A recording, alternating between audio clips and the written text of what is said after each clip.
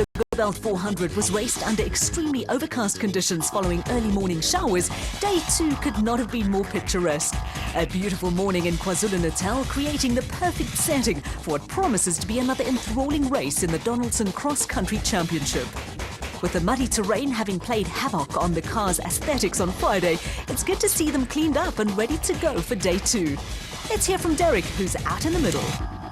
With the prologue done and dusted, it's now on to Day 2, race day here at Eston. Remember, the first day consisted of 60 Ks in the first loop. Now it's a lot longer and a lot tougher. 2 loops, west and east, the first one 75 Ks, the second 90 Ks before the DSP, and then they do it all over again. It's Day 2 of the Donaldson Cross Country Championship. Thanks, Derek. It's a long haul for the drivers and co-drivers like former Springbok winger Stefan de Blanche, while it's a thrilling moment for Hector de Bruyn and Henry Hugo in front after a great prologue. Hugo not far from the arch, you must be chuffed. Yeah, we had a very good run yesterday. It was long due for us, and everything fell well into place for us. I mean, the navigation was good, the bucky was excellent, and hopefully we can keep it up there. All the fast guys are behind us, so the biggest thing is to stay on the road and keep them behind us. So hopefully we can continue with a good performance from yesterday. Well, the prologue favoured the special vehicles. However, time will tell. Confirmation of the start list, Matthews and Smith out first, followed by the Sugarbelts, Cully and Quinton, while de Bruyn and Hugo are in the first production car, before it's a return to the specials with Gibson and Campbell.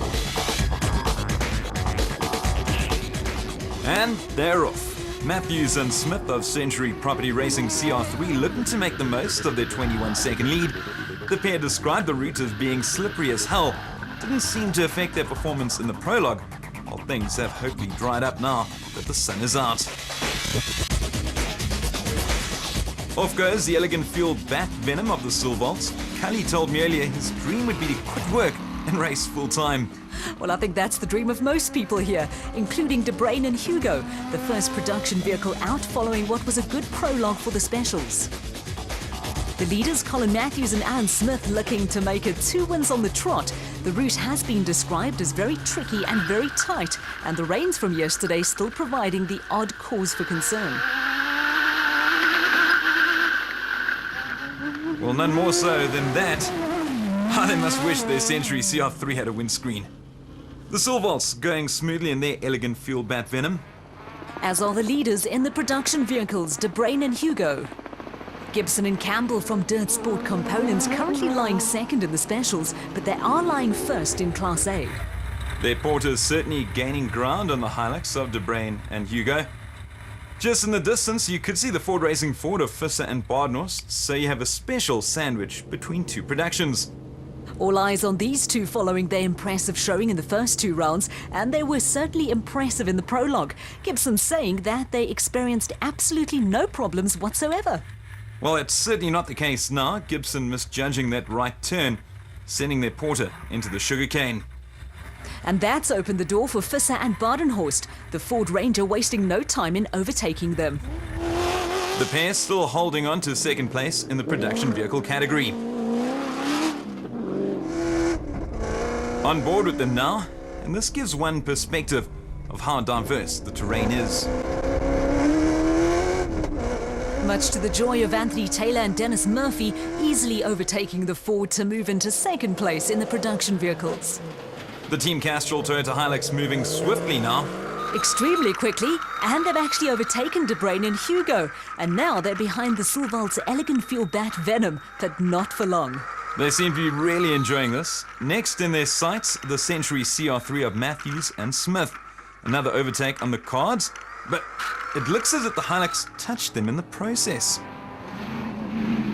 The Harpers in their motorized Bat Venom, and in the distance you can see another Team Castrol Toyota Hilux, this time belonging to Duncan Foss and Rob Howie.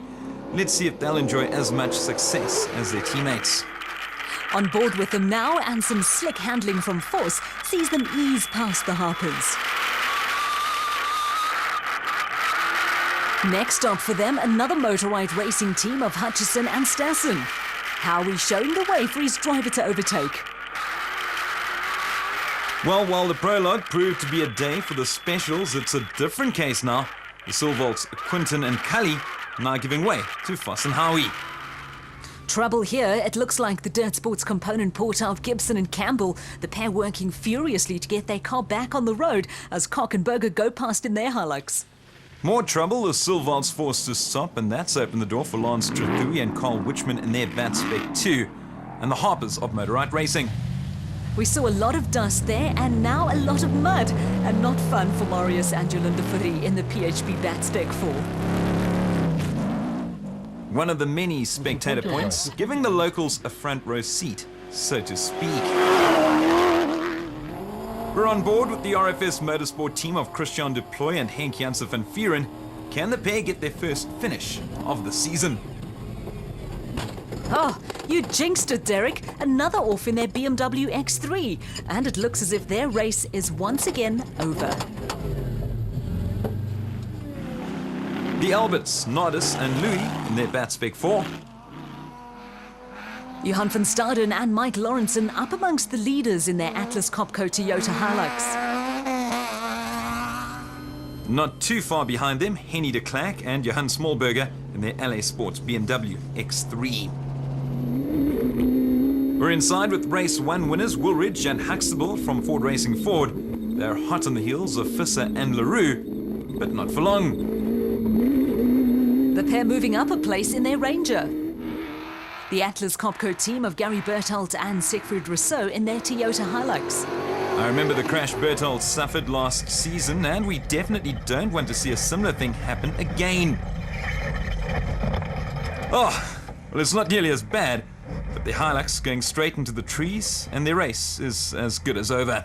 It's terrible to see. Well, they're moving again, albeit thanks to a tow from Visser and LaRue. Always great to see competitors turn into friends. The Regent Racing team of Terence Marsh and Gerard Skitter in their Nissan Navara. Local is lacquer, as Daniel Brooks would say. The man from these parts going along nicely in his Ducati's Properties Batspec 4 with Gavin Gray. Jeremy Wood and Ashley Thorne are first in Class P, as Matthews and Smith are out of the race, having broken a steering track rod following their earlier clash with Taylor and Murphy. The Horns, Johan and Vanna from Malalan Toyota, currently first in Class D in their Toyota Land Cruiser. Well, there's a tight battle on the go here between two productions and a special, the water making things very tricky. The group includes the Regent Racing celeb team of Archie Rutherford and Stefan Blanche. The former Bach had earlier swapped 2 wheels for 4 after completing the Sani to Sea Cycle Challenge a day earlier. Well, let's hope he had more success on 2 wheels as their Navara gets overtaken. And that completes Loop 1 and the first through the arch, none other than Anthony Taylor and Dennis Murphy of Team Castrol Toyota. And not far behind them, Chris Visser and Jaapie Badenhorst from Ford Racing Ford.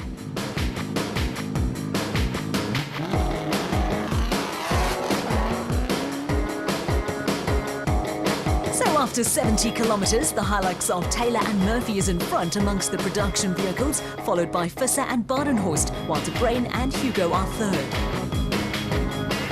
As for the specials, the Sugarbelt, Quinton and Kelly are first, ahead of Hutchison and Stassen, with the Harpers holding onto third place.